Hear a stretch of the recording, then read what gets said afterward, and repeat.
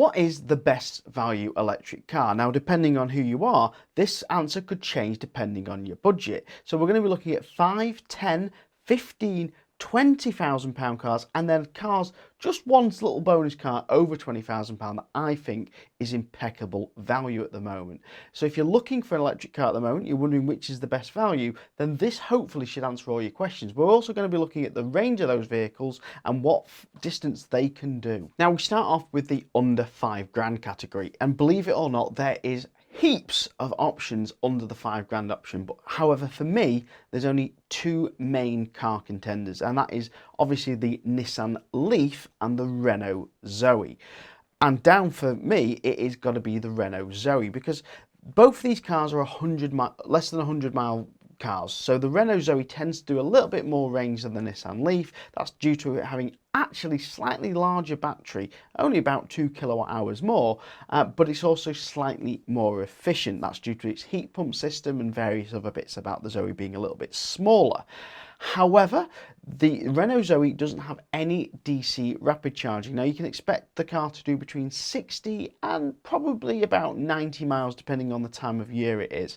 However, because it's got no DC rapid charging option, the Nissan Leaf does have some DC rapid charging option depending on the spec. But when you're only doing less than 100 miles in total range, it's more than likely that you're going to be using this car mainly charged at home and public chargers. So it's going to be a local spinner. So DC rapid charging in my mind for these type of cars isn't really important. Now for under £10,000, you'd think your options would be as limited to the Nissan Leaf and Renault Zoe again, but you'd be surprised. I managed to find a Hyundai Ioniq, low mileage, with the 28 kilowatt hour battery for under £10,000. Yes, just under 10,000, and this one I found might be sold, but we're around about the £10,000 figure now on these Hyundai Ioniqs. They've got DC rapid charging. They are one of the most efficient electric cars on the road, and that means that you can see easily between 120 to 170 miles range. Some people see even more. This is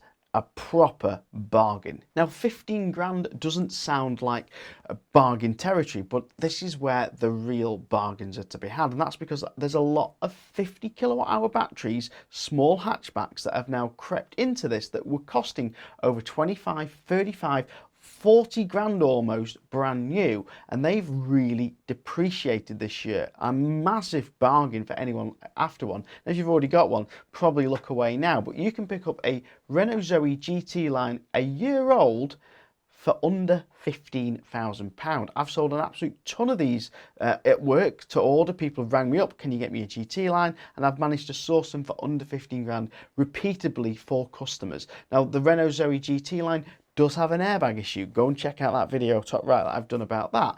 But you're talking a 50 kilowatt hour battery. It does between 200 and 250 mile range, and just make sure you buy the one with DC rapid charging, because not all GT lines do have this option. Now we hit for £20,000. Now if you're looking for a car that costs under £20,000, you're not really looking for a bargain, but you are looking for what I consider a decent value car. Now everyone's probably going to argue what I think is a decent value car now under 20 grand. So feel free to comment in the comments what you think is the best value car between 15 and £20,000. But for me, it's the BMW i3S. So not the standard BMW i3, this is the i3S. You get the higher brake horsepower of 170 brake horse. I've sold a couple of these again in work. In fact, I've got one in stock at the moment that I've been driving every day.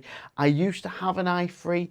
I missed it when it went. They're a small compact car. They're not for everyone. But you've got DC rapid charging at CCS, you've got a carbon fibre shell, you've got a futuristic looking cabin, and they do drive particularly well. They're a really nice looking car to look at, and they've held their value considerably well compared to other electric cars. That's probably the quirkiness. Now for range, they're not particularly great. It's only a 40 odd kilowatt hour battery, so you're looking at a range between about 130 to 200 miles depending how you drive it.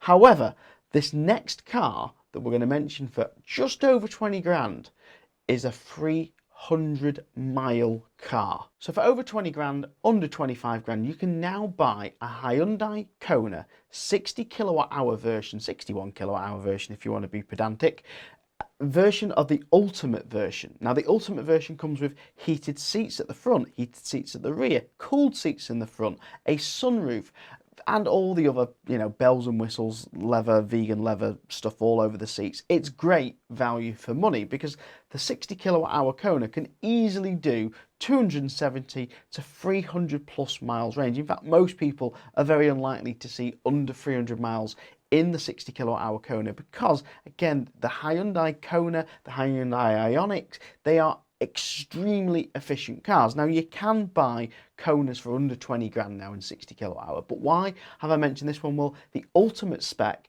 has all the spec, has every single option. It's under 25 grand and you're looking at a car that's just over or just under a year old, which cost well over 35, 40 grand not long ago. So it's impeccable value. Now, if you're wondering what the difference between the newer shape facelift Hyundai Kona is and the older one, I've done this video here with the two vehicles side by side comparing the major differences.